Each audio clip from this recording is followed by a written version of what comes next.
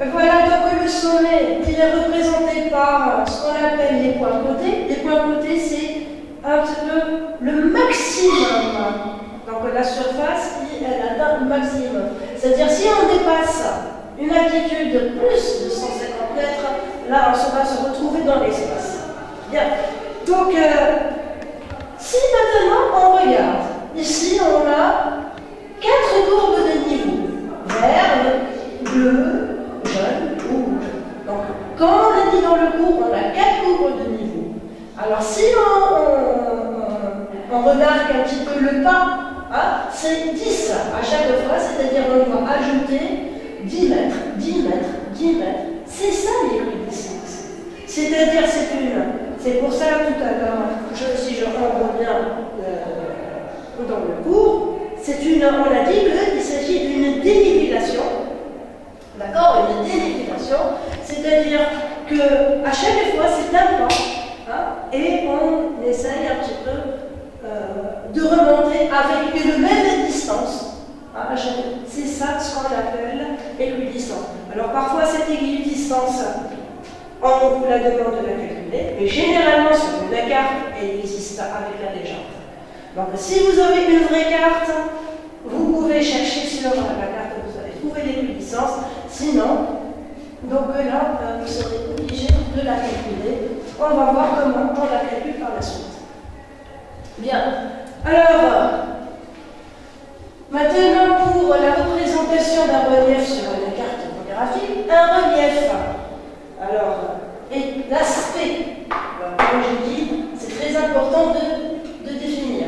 Un relief est l'aspect de la surface de la Terre sur un plan horizontal, qui est la carte. Ce relief est représenté par la projection de points différentes altitudes, c'est-à-dire comme nous avons vu tout à l'heure. Alors la liaison des points ayant la même altitude forme les mêmes courbes de niveau. C'est-à-dire que si on prend ici cette courbe, hein, tous les points qui se trouvent sur la même courbe représentent la même altitude. Ici, donc tous les points ici, ça représente, possède une altitude 100 mètres. Ici, tous les points sur la courbe jaune présentent une altitude de 110. Ici, par exemple, sur la courbe bleue, tous les points, ils représentent une altitude 120. C'est-à-dire, si vous faites le tour de la colline, et en restant sur la même altitude de 120 mètres, et on peut par la suite la projeter sur un plan horizontal. Donc voilà un petit peu, nous avons vu donc, les courbes de niveau. Donc tout ça, ce sont les courbes de niveau. Comme j'ai dit tout à l'heure, tout simplement ça indique les niveaux. Sauf que ces courbes de niveau, ils sont divisés en 2 courbes maîtresses, qui sont gras. Alors vous avez déjà, on va terminer par cette diapo. Donc là, c'est un résumé. Alors, les courbes maîtresses sont des courbes avec un trait gras où il y a une indication de chiffres. Les courbes, le deuxième type de courbes normales. Donc là, ils sont fins et il n'y a pas de chiffres. Alors, les courbes normales et les courbes maîtresses, ça représente les courbes de niveau.